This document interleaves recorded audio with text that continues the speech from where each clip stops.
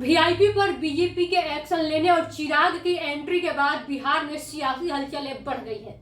कल तक मुकेश सहनी के साथ खड़े रहने वाले पूर्व मुख्यमंत्री जीतन राम मांझी की पार्टी के भी सुर बदल गए हैं। इधर सहनी के समर्थन में बयानबाजी करने वाले जेडीयू कोटे के मंत्री भी बीजेपी के एक्शन के बाद शांत हो गए हैं। वे अब सहनी के समर्थन में किसी प्रकार का कोई बयानबाजी करने से बच रहे हैं। आपको बता दें कि एनडीए के सहयोगी दलों के साथ साथ कांग्रेस भी असहज हो गई है। पार्टी में उसे टूट का भय डराने लगा है। यूपी चुनाव परिणाम के बाद से ही बीजेपी बिहार में ऑफेंसिव मूड में है। पहले सहनी के तीनों विधायक को तोड़ा, फिर उन्हें मंत्री पद से बर्खास्त करवाया।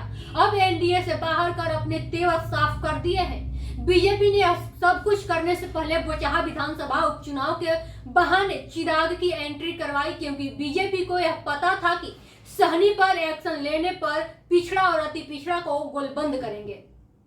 बोचहा विधानसभा उपचुनाव में वे इस वर्ग के लोगों को अपने पक्ष में करने का भी प्रयास करेंगे। आपको बता दें कि बीजेपी सहनी के इस दांव को भांप लिया है। यही कारण है कि सहयोगी दल के विरोध के बाद भी बीजेपी ने अपने सांसद अजय निषाद को चिराग के पास भेजकर दोस्ती का हाथ बढ़ाया। चिराग भी बीजेपी के दोस्ती के प्रस्ताव का सम्मान करते हुए बोचहा विधानसभा उपचुनाव में अपनी पार्टी का कोई प्रत्याशी नहीं उतारा। इसके साथ ही बीजेपी ने सहनी के साथ ही मांझी को भी अपने पक्ष में किया है। वहीं प्रदेश अध्यक्ष संजय जायसवाल स्वयं जीतन राम मांझी से मिलने गए और सहनी के खिलाफ कठोर एक्शन लेने से पहले उनका समर्थन भी प्राप्त किया। आपको बता दें कि मांझी का समर्थन मिलते ही बीजेपी ने सहनी को पहले मंत्रिमंडल से बाहर कराया और फिर एनडीए से भी बाहर किया। चिराग पासवान और बीजेपी की दोस्ती से एनडीए की सहयोगी दल असहज हो गए हैं। दरअसल बिहार में पिछड़ा, अति पिछड़ा और दलित वर्ग के ज्यादा वोटर हैं। चिराग पासवान से बीजेपी की दोस्ती के बाद बिहार में एक नया राजनीतिक समीकरण बनने लगा है। वहीं चिराग के बीजेपी के साथ आने से रामविलास पासवान के परंपरागत वोटर बीजेपी में आ सकते हैं। वहीं बिहार में दलित और महादलितों की कुल 14.2% आबादी है, जो कि शुरू से रामविलास पासवान के साथ रही है। इसकी वानगी 2020 के विधानसभा चुनाव में भी देखी गई। जब चिराग ने जेडीयू के खिलाफ अपने प्रत्याशी खड़े किए तो नीतीश कुमार की पार्टी 1 नंबर से तीसरे नंबर पर पहुंच गई और बीजेपी बिहार में नंबर 1 पार्टी बन गई। बिहार में जाति के हिसाब से देखा जाए तो पिछड़ा और अति पिछड़ी जाति की संख्या सबसे ज्यादा है।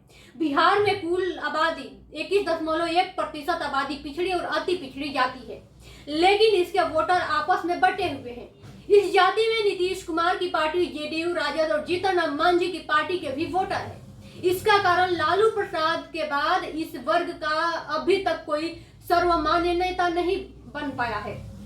वहीं राजद की सत्ता जाने के बाद इसके वोटर बढ़ गए हैं। नीतीश कुमार और जीतन राम मांझी ने भी इससे सेंधमारी की। इसके बाद बिहार में कुल आबादी में मुस्लिम 14.7%, यादव 14.4%, ब्राह्मण 5.7%, भूमिहार 4.7%, राजपूत 5.2%, कुर्मी 5%, बनिया 7.1% है।